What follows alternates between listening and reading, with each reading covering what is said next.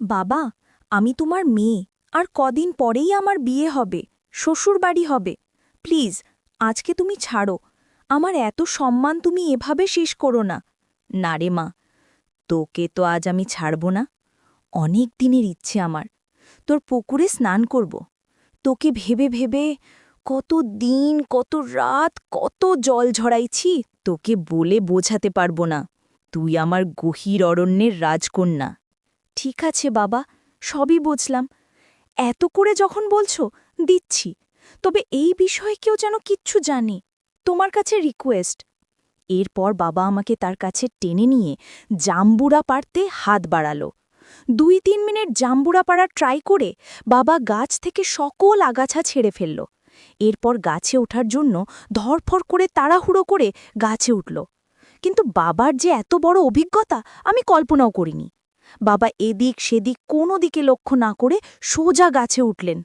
প্রায় ৩০ মিনিট ধরে গাছে ওঠার পর বাবা হাঁপিয়ে উঠে আমাকে বললেন, মারে, কোথায় দিব নারকেলের জলগুলো?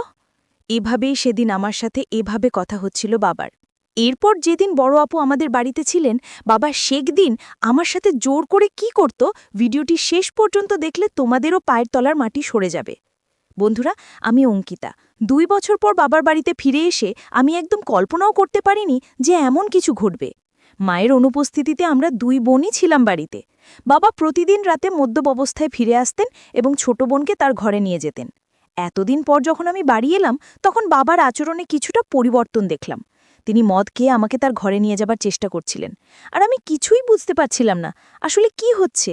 তিনি কোনো কথা না বলেই আমাকে তার ঘরে নিয়ে যাচ্ছিলেন। আমি অঙ্কিতা, ২ বছরের দাম্পত্য জীবনের পর বাবার বাড়িতে এসেছি। আসার পেছনে বিশেষ কোনো কারণ ছিল না। দীর্ঘদিন পর স্বামীও বলল যে বাবার বাড়ির খবর নেওয়া উচিত। তবে এতদিন না আসার মূল কারণ ছিল বাবার মদ্যপানের অভ্যেস। কিছুদিন আগে বাবার ফোন পেয়েই সিদ্ধান্ত নিলাম। বাবা জানালেন তিনি মদ ছেড়ে দিয়েছেন। তার মলিন মুখ দেখি এবং ছোট বোন রানীর সাথে দেখা করার ইচ্ছা হলো।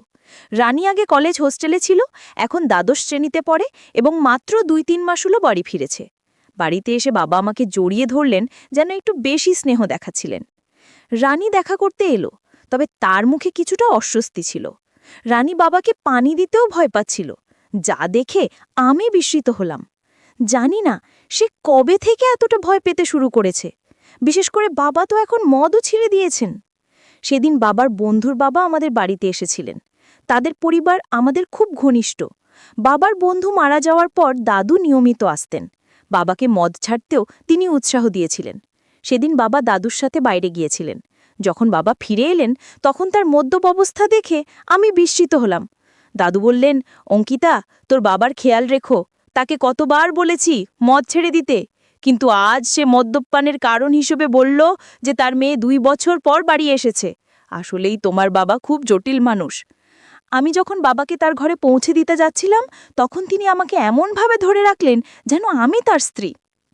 পরের দিন সকালে শ্বশুরবাড়ি ফেরার জন্য প্রস্তুত হলে বাবা আমাকে থামিয়ে বললেন, কোথায় যাচ্ছ? এসেছ তো মাত্র ১ দিন হয়েছে। আমি জবাব দিলাম, আপনি যদি মদ না ঝাড়েন তাহলে আমি আর এখানে থাকব না, রানীকেও নিয়ে যাচ্ছি। আমার কথায় বাবা বিচলিত হয়ে পড়লেন। রানী বাবার সৎ মেয়ে হলেও তিনি তাকে নিজের মেয়ের মতোই দেখেছেন। মায়ের মৃত্যুর পর বাবার দ্বিতীয় বিয়েতে রানী আমাদের জীবনে আসে। আমি রানী সবসময় নিজের ছোট বোনের মতোই ভালোবেসেছি। বাবার প্রতিশ্রুতি অনুযায়ী আমি আরও কিছুদিন থাকার সিদ্ধান্ত নিলাম। ১-২ দিন পর আমি রানীকে নিয়ে বাজারে গেলাম। তার জন্য অনেক সুন্দর পোশাক এবং মেকআপের সামগ্রী কিনলাম। বাড়ি ফিরে আমি রানীকে বললাম নতুন পোশাকগুলো পরে দেখতে। একটি পোশাক তাকে বিশেষ সুন্দর লাগছিল। আমি তাকে সাজতে বললাম, আর নতুন পোশাকে সে অপূর্ব লাগছিল। তার এই রূপের কিছু ছবি মোবাইলে তুলছিলাম। ঠিক তখনই বাবা বাড়ি ফিরে এলেন। বাবা রানীকে দেখে মুগ্ধ হয়ে গেলেন। তিনি কাছে এসে তার কাঁধে হাত রেখে বললেন, আমার রানী এখন অনেক বড় হয়ে গেছে, কত সুন্দর দেখাচ্ছে। তবে বাবার কথায় রানীর কোনো প্রতিক্রিয়া ছিল না। মনে হচ্ছিল বাবার হাত তার কাঁধে রাখাটা সে একদমই সহ্য করতে পারছে না, আর সঙ্গে সঙ্গে সেখান থেকে সরে গেল। সেই রাতে আমি আর রানী এক ঘরে শুয়েছিলাম। হঠাৎ ঘুমের মধ্যে দেখি রানী কাঁদছে। প্রথমে ভাবলাম হয়তো কোনো দুঃস্বপ্ন দেখেছে, তাই ঘটনাটা এড়িয়ে গেলাম। কিন্তু কিছুদিন পর আবার দেখলাম একই ঘটনা। রানী রাতে কাঁদছে। প্রতিদিন কি আর কেউ এত দুঃস্বপ্ন দেখে? তখন থেকেই আমার মনে সন্দেহ জাগতে লাগল। সেই রাতেই তাকে জাগিয়ে জিজ্ঞেস করলাম, রানী কি হয়েছে, তুমি কেন কাঁদছ? সে বলল, কিছু না, হয়তো কোনো খারাপ স্বপ্ন দেখেছি। তার কথা শুনে আমারও ঘুম চলে গেল। কিছুক্ষণ আমি বাতির আলোয় বসেছিলাম। হঠাৎ আমার দৃষ্টি পড়ল রানীর দিকে। সে ঘুমের মধ্যে পাশ ফিরে শুয়েছিল। আমি খেয়াল করলাম তার শরীরে কিছু অস্বাভাবিক পরিবর্তন। আমার মনে হলো বিয়ের ৩ বছর পেরিয়ে গেলেও আমার শারীরিক অবস্থায় তেমন কোনো পরিবর্তন আসেনি।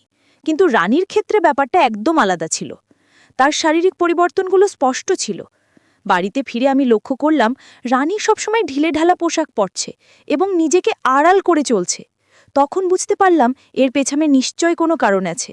মাত্র ১৬ বছর একটি মেয়ের শরীরে এত পরিবর্তন কিভাবে হলো তা ভেবে আমি অবাক হলাম। কৌতূহলী হয়ে আমি তার কয়েকজন বন্ধুর সাথে কথা বলি এবং জানতে চেষ্টা করি রানীর কি কোনো বিশেষ বন্ধু আছে। সবাই এক কথায় জানালো যে রানী মোটেও সে ধরনের মেয়ে নয়, সে কখনোই দায়িত্বহীন ছিল না। তবে সমস্যা কোথায় তা আমার বুঝতে হবে। সেই রাতে যখন আমি ঘুমাচ্ছিলাম, হঠাৎ দেখি বাবা ঘরে এসে রানীকে নিয়ে বাইরে চলে গেলেন। আমি সবকিছু চোখের আড়াল থেকে দেখছিলাম, কিন্তু কিছু বলতে পারলাম না। অনেকটা সময় পার হয়ে গেল, রানী তখনও ঘরে ফিরছিল না। অবশেষে যখন সে ফিরে এলো, আমি খেয়াল করলাম তার হাঁটা স্বাভাবিক নয়, সে বেশ অস্বস্তি নিয়ে চলাফেরা করছে। পরের দিন দুপুরে যখন রানী কলেজ থেকে বাড়ি ফিরল, তখন আমি সরাসরি তাকে জিজ্ঞাসা করলাম, রাতে তুমি বাবার সাথে কোথায় গিয়েছিলে? সে বলল, বাবা ক্ষুধার্ত ছিলেন, তাই তাকে খাওয়াতে গিয়েছিলাম। রানীর এই ব্যাখ্যা আমার ঠিক মনে হলো না। তখন আমি সরাসরি রানীকে জিজ্ঞেস করলাম, রানী, তুমি বাবাকে কেমন মনে করো? তিনি কি তোমাকে কোনোভাবে বিরক্ত করেন বা তোমার বয়সের তুলনায় বাসার ভারী কোনো কাজ করতে বলেন? রানী দ্রুত বলল, না, বাবা তো আমার খুব যত্ন নেন। তারপর সে নিজের ঘরে চলে গেল। আমার বাবা এখনও বেশ তরুণ দেখতে ছিলেন। তার বয়স এখন ৪৫। আমি দেখেছি তিনি সকালে নিয়মিত ব্যায়াম করেন এবং রানীকেও সঙ্গে ডেকে নেন। কিন্তু তাদের মধ্যে কি চলছে তা আমি বুঝতে পারছিলাম না। একদিন হঠাৎ আমার ননদ ফোন করলেন। তিনি রানীর জন্য একটি সম্পর্কের প্রস্তাব নিয়ে কথা বললেন। আমি তাকে জানালাম যে তানিয়া মাত্র ১৬ বছরের মেয়ে। তখন তিনি বললেন, প্রস্তাবটি খুব ভালো, ছেলে প্রতিষ্ঠিত। ননদের অনুরোধে আমি ছেলের পরিবারের সাথে যোগাযোগ করলাম এবং তাদের বাড়িতে আমন্ত্রণ জানালাম। যখন তারা রানীকে দেখলেন, ছেলের মা বললেন, আপনার বোনের বয়স কি সত্যি ১৬? দেখুন, এই মেয়ের শরীর এবং বয়সে বড় পার্থক্য রয়েছে। এমনকি ছেলের মা স্পষ্টই বিয়ের প্রস্তাবটি ফিরিয়ে দিলেন, কারণ তাদের মনে হয়েছে রানীর শারীরিক গঠন তার বয়সের তুলনায় অনেকটাই বেশি। আসলে আমাদের তেমন তাড়া ছিল না তার বিয়ের বিষয়ে, তবে ননদের অনুরোধে আমি তাদের বাড়িতে ডেকেছিলাম। আমি দেখার ব্যবস্থা এমন এক সময় করেছিলাম যখন বাবা বাড়িতে ছিলেন না, এবং আমি তাকে কিছু জানাইনি। কিন্তু যখন বাবা জানতে পারলেন, তিনি ভীষণ রেগে গিয়ে বললেন, তুমি কি পাগল হয়েছ? তানিয়া মাত্র ১৬ বছরের মেয়ে, আর তুমি তার জন্য এখনই প্রস্তাব আনছ? যদি এখানে থাকতে না পারো তবে নিজের শ্বশুর বাড়ি চলে যাও। বাবার এই প্রতিক্রিয়ায় আমি হতবাক হয়ে গেলাম, কারণ এটা তো কেবল সাধারণ একটি দেখাশোনা ছিল। বাবার রানীর প্রতি অতিরিক্ত মনোযোগ আমাকে চিন্তিত করছিল। যদিও আমি সরাসরি কিছু সন্দেহ করিনি, তবে তাদের আচরণ আমাকে ক্রমশ সন্দেহজনক লাগতে শুরু করেছিল। রানীকে প্রায়ই বাবার পেছনে ঘুরতে দেখতাম। বাবা আমার সাথে এত রাগ করলেও আমি শ্বশুরবাড়ি যেতে চাচ্ছিলাম না। দাদু, যিনি আমাদের বাড়ি থেকে ২টি বাড়ি পরে থাকতেন, আমাদের মধ্যেই সমস্যা লক্ষ্য করেছিলেন।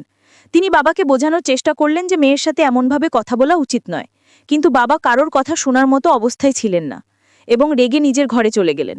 তার পেছনেই রানী এক গ্লাস পানি নিয়ে ঘরে ঢুকে গেল, যেন বাবার প্রতি তার অতিরিক্ত খেয়াল ছিল। দাদু আমাকে বললেন, অঙ্কিতা, যদি তোর বাবার এই আচরণ পছন্দ না হয়, তুই নিশ্চিন্তে শ্বশুর বাড়ি চলে যা। আমি এখানে দুজনেরই খেয়াল রাখব, কোনো চিন্তা করিস না। দাদু খুব দায়িত্বশীল মানুষ ছিলেন এবং সবসময় আমাদের বাড়ির খেয়াল রাখতেন। ২ দিন পর আমি শ্বশুরবাড়ি চলে গেলাম। সেখানে পৌঁছে দেখি আমার ননদ আগে থেকেই এসেছে। সে বলল, অঙ্কিতা, আমি তোকে শুধু একটা পরামর্শই দিয়েছিলাম। ওই পরিবার থেকে আমার কাছে ফোন এসেছিল। তিনি বললেন, তোমার বোন সম্পর্কে আমাকে কিছু ভিন্ন কথা বলা হয়েছে। তারা বলেছে মেয়েটি বিয়ের আগেই শরীরে অদ্ভুত পরিবর্তন করেছে। আমাদের শ্বশুরবাড়িতেও রানীর শারীরিক পরিবর্তন নিয়ে কথা হচ্ছিল। বন্ধুরা, এই পর্বের গল্পটি এখানে শেষ। পরবর্তী পর্বটি দেখতে চাইলে অবশ্যই চ্যানেলটি সাবস্ক্রাইব, ভিডিওটিতে লাইক এবং ভিডিওটি শেয়ার করে কমেন্ট করে জানান পরবর্তী পার্টের জন্য। ধন্যবাদ।